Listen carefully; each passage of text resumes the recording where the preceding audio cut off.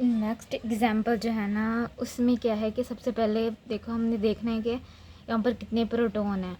एक ये प्रोटॉन है कि ये टोटल 4 प्रोटॉन्स हैं। तो यहाँ पर हमारे पास सिग्नल भी तो 4 आ रहे हैं ना। देखो जो केमिकल शिफ्ट दी हुई थी ना, उस देखो वो 4 ही है ना। तो अब यहाँ पर क्या होगा कि सबसे पहली जो केमिकल शिफ्ट दी हुई है 12.5, इसका है सिंगलेट। 12 जो है ये क्या है, ज़्यादा डी शील्डेड है, मतलब इस साइड पे है ज़्यादा।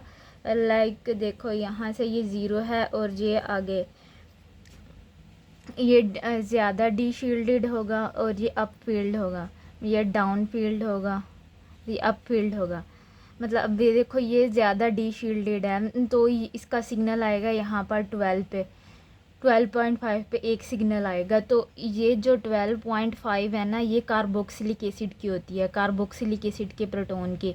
अब ये जो 12 के करीब अगर आपको पीक दिख जाती है तो इसका मतलब है कि वो हमेशा कार्बोक्सिलिक एसिड की ही होगी, हमेशा। ठीक है।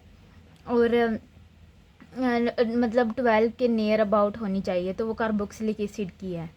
और जैसे 0.5 तो आगे कुछ भी चेंज हो सकता है, लेकिन 12 या 11 पॉइंट ऐसे मतलब 95 या इस तरह से 12.25 इस तरह से, मतलब 12 के नियर अबाउट होनी चाहिए। और अगर तो पीक देखो अब ये वाला हमारे पास ये क्लियर हो गया। अब इसको हम देख लेते हैं मिथाइल को।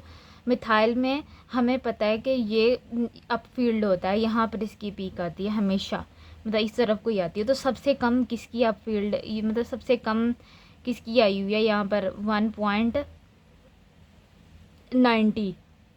ये 6 है, ये 5 है, ये 1 पे है 1.90। तो ये तो हमें पता है कि सबसे कम जो है ये है और सिंगलेट है। सिंगलेट क्यों है, अगर इसके जिस कार्बन के साथ ये अटैच है ना, ये वाला, अगर इसके साथ कोई और प्रोटॉन होता तो ये स्प्लिट करता है, ये सिग्नल देता है, मतलब सॉरी ये स्प्लिट करता और यानी कि ये डुप्लेट होता है या ये कुछ होता है। लेकिन यहाँ पर क्या है कि इसके वाले कार्बन के साथ कोई प्रोटॉन नहीं है, इसी वजह से ये सिंगलेट आएगा इस तरह से। और कार्बोक्सिलिक एसिड का भी सेम यही है, इसके साथ वाले कार्बन पे जिसके साथ ये अटैच है उसके साथ कोई प्रोटॉन नहीं। अगर तो प्रोटॉन होता तो ही ये सिग्नल डुप्लीट में आता, ट्रिपलेट में या जो भी है, इसलिए यहाँ पर सिंगलेट आ रहा है। अब ये डुप्लेट आ रहे हैं, फॉर एग्जांपल यहाँ पे डुप्लेट है और यहाँ पे डुप्लेट है। अब क्या हो रहा है कि हमने ये देखना है कि हमारे पास 2 केमिकल शिफ्ट है, एक 6.22 पे है और डुप्लेट है, और एक है एक ये प्रोटॉन है और इसकी 5.62 पे है। अब हमने देखना है कि इन दोनों में से कौन से वाले किसके लिए केमिकल शिफ्ट है, किस प्रोटॉन के लिए है।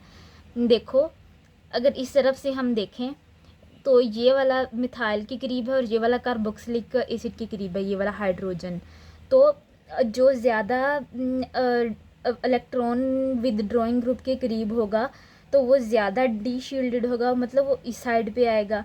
तो अब 6.22, ये 6.22 इधर आएगा, जो कार्बोक्सिलिक एसिड के करीब है ना प्रोटॉन, तो हम इसको देंगे 6.22।